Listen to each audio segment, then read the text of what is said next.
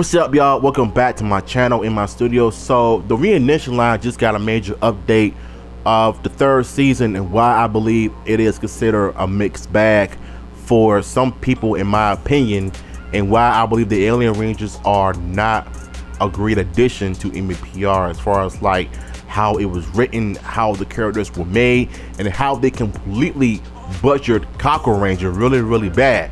So in my opinion, it's pretty much is what it is. So the third season of Morphin Power Rangers Reignition will premiere in winter of 2027 on Netflix and the official Power Rangers YouTube channel. One more time, the third season of MPR Reignition will premiere in winter of 2027 on Netflix and the official Power Rangers YouTube channel. So there you go. The third season will be coming out in 2027 in the winter, because y'all know I'm a winter baby, so I was born in February. So I wasn't born in spring or the summer because I'm not trying to deal with the heat or anything. So yeah, you already know about that. But yeah, season 3 of MPR, I want to talk about that for a moment before I get to the fan BS. Season 3 was kind of a mixed bag in my opinion, because due to the Alien Rangers of how they treated Cockle Ranger in the worst way possible, them being aliens, fish out of water from Aquitar, which is their planet, is a water-based planet, which is stupid in my honest opinion. They should have just named them Ninja Rangers, because that's just what Saban was supposed to name it at first, but he decided to change it. If you don't know, look it up. It's all there. The documents is there. You know what I'm saying? That's why I have an issue with season 3 the most, because I felt like it was the most weakest.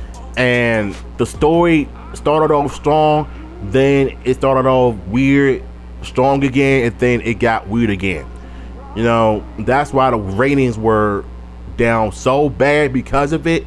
Maybe it's because it was 1995 at the time, and they wonder why season 1 and 2 were the most fun, because they were the most memorable, and they were the ones to introduce the Stowe Canyon Rangers of Rocky, Adam, and Naisha. You know, but the rest of the season 2 got so much fun. In 1984, you started to notice a lot, because they were still doing the unmorphed fight scenes with the putties and everything. That is what season 3 was lacking, was civilian fights. Then the JD stuff wasn't really, you know, unmorphed or civilian. You know, I don't really consider them an unmorphed fight.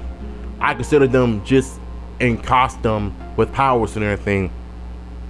And don't get me wrong, the JD stuff I love, but the issue I had with this, it was just a bunch of flips, and there was no punches and kicks, and there was no weapons with the Ranger costumes. That's the only issue I had with it, you know what I'm saying?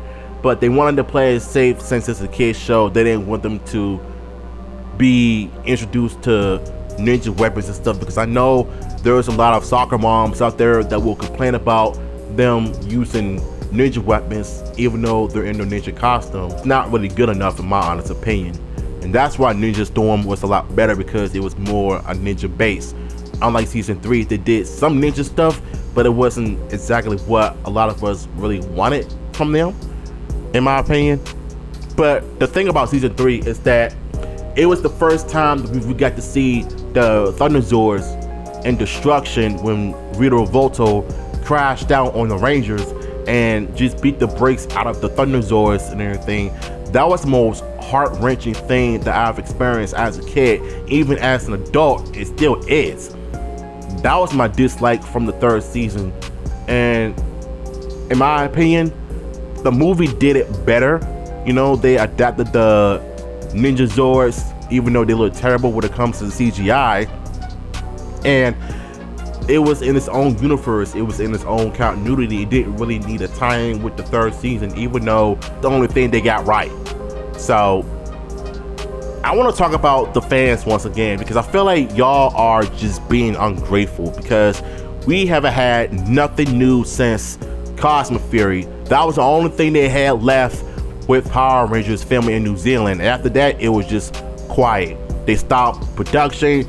They sell all of the stocks from the shows and movies and everything, and now we're about to get an official reboot from Disney Plus, and we got a new twin line from Playmates, which is called the Collector's Line or the Collector Series, and y'all are still hating and being ungrateful.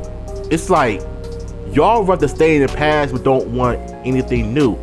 Y'all should be grateful that Hasbro is pretty much doing what no. Y'all should be grateful that what Playmates is doing. What they're doing, something that Hasbro should have been doing a long time ago, which was continuing on with the toy line and producing more shows and movies and stuff from both of them. I'm not gonna name them, but you know who I'm talking about. So to me, the fans are ungrateful. They suck like and you know, I just hate them. You know, can't have nothing new every day. You can't please everybody. That's the first thing that I realized. So yeah, season 3 will premiere in the winter of 2027 on Netflix and the Power Rangers official YouTube channel, as well as a toy line, which is something I'm looking forward to. My favorite toy from season 3 is the Shogun Zords. So I am curious as to how they're gonna tackle that and handle that, because so far people are still hating on season 2, even though there are some ugly things about it. But I digress. As long as the kids love it, we shouldn't have a problem. That's all that matters, bruh. So what's y'all thoughts on this, man? Comment down below. I'ma holler at y'all. Peace.